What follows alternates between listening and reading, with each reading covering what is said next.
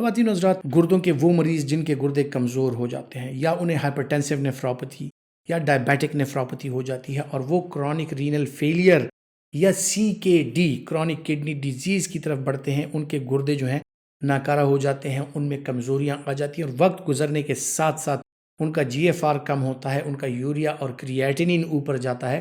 اور انہیں کہا جاتا ہے کہ جناب آپ کے دونوں گردے جو ہیں وہ فیل ہوئے ہیں یا فیل ہونے جا رہے ہیں اور آپ کے گردوں کی کمزوری ہے۔ ان صورتوں میں مختلف قسم کی پیچیدگیاں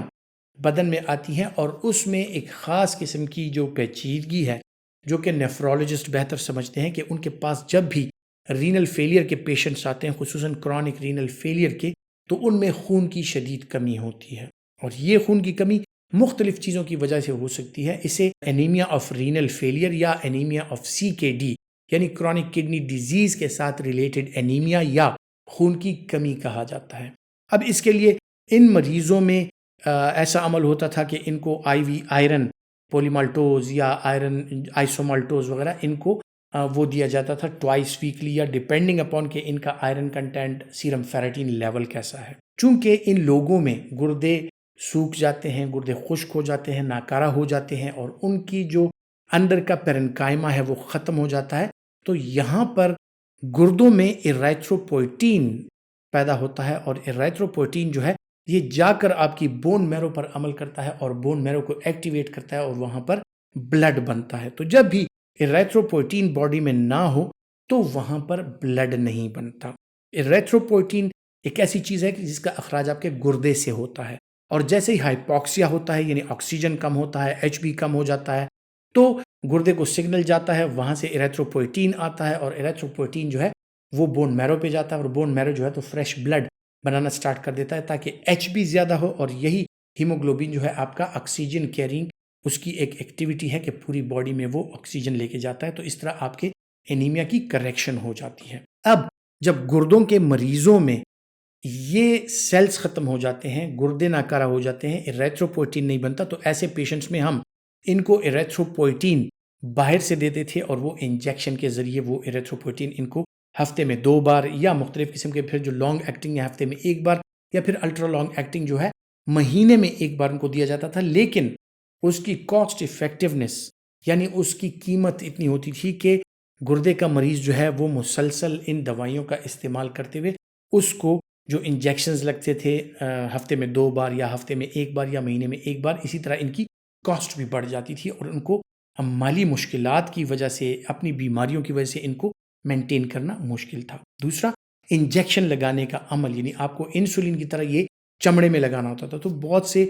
مریض جو ہیں ان کو کوفت ہوتی ہے کہ جناب انجیکشن بار بار لگانا پڑتا ہے۔ اب گردے کے ان مریضوں کے لیے ایک خوشخبری ہے کہ ایرائتھروپوئٹین سے ملتا جلتا اسی طرح کے ایکشن کرنے والا کہ جو آپ کا ایرائتھروپوئٹین لیول بڑھاتا ہے اور آپ کے بلڈ سیلز جو ہیں، بلڈ فارمنگ سیلز جو ہیں بون میرو میں، ان کو ایکٹیویٹ کرتا ہے، روکزیڈوسٹیٹ کے نام سے یہ مارکیٹ میں آ گیا ہے۔ یہ ایک اورل دوائی ہے جو کہ ہم کرونک کڈنی ڈیزیز کے پیشنٹس کو دیتے ہیں ایز این الٹرنیٹیو ٹو جو ایرائتھروپوئٹین انجیکٹیبل تھا۔ اب اسی طرح یہ آپ کو انجیکشن لگانے کی بار بار ضرورت نہیں پڑے گی، بلکہ ایسے مریضوں کے لیے خوشخبری یہ ہے کہ ان کو ایک گولی 50 ملی گرام یا 100 ملی گرام کی ڈیپینڈنگ اپون کہ ان کی کنڈیشن کیسی ہے، ان کا HB کیسا ہے، ان کا انیمیا کس حد تک ہے، تو ان میں روکزیڈوسٹیٹ جو ہے وہ ان کو دیا جائے گا۔ ہفتے میں 2 بار اس کی ڈوز ہوتی ہے، تو آپ ہفتے میں 2 دفعہ یا جو سیویئر کنڈیشنز ہوتی ہیں اس میں الٹرنیٹیو ڈے ہفتے میں 3 دفعہ تک اس کی ڈوز 50 یا 100 ملی گرام دی جا سکتی ہے، لیکن جو نارمل مینٹیننس ڈوز ہے ہفتے میں 2 دفعہ، تو اکثر ایز این نیفرولوجسٹ ہم پیشنٹس کو کہہ دیتے ہیں کہ آپ پیر اور جمعرات کے دن یہ گولی لے لیا کریں، تو ایسے لوگوں میں انجیکشن سے ان کو نجات مل جاتی ہے اور یہ دوائی جو ہے اورلی اس کا الٹرنیٹیو ہے اور انیمیا کی کریکشن جو ہے اس کے ساتھ بہترین ہوتی ہے، اور گردے کے جو مریض ہیں ان میں خون کی کمی کے جو مسائل ہیں وہ کافی حد تک حل ہو جاتے ہیں، ان کو انجیکشن سے نجات مل جاتی ہے۔ اس کے سائیڈ ایفیکٹس جو ہیں،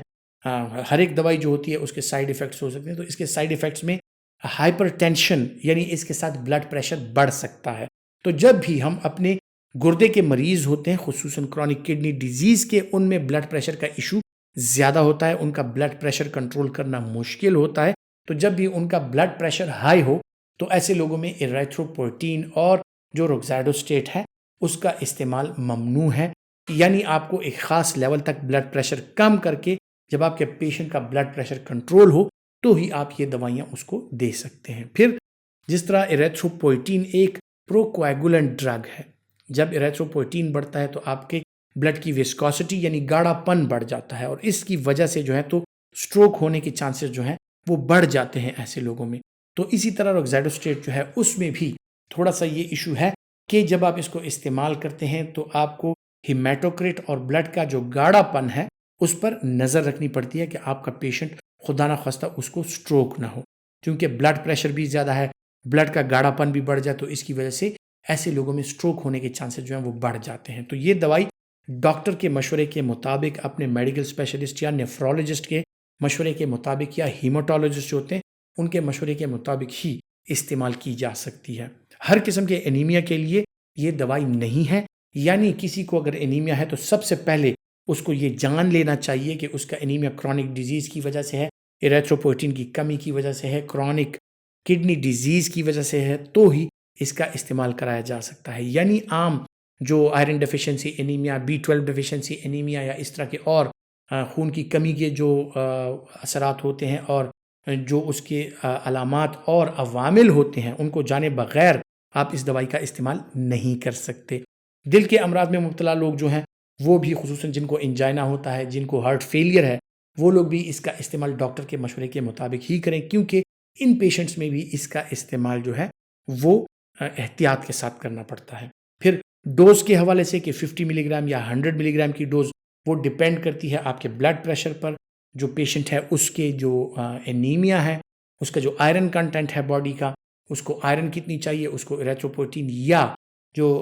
روکزیڈوسٹیٹ ہے وہ کتنی چاہیے، اس کا تعین ڈاکٹر ہی کر سکتا ہے. اس کے جو اور سائیڈ ایفیکٹس ہیں، جو چھوٹے چھوٹے سائیڈ ایفیکٹس ہیں، ان میں سر چکرانا، بلڈ پریشر بڑھنے کی وجہ سے سر میں درد ہونا، متلی آنا،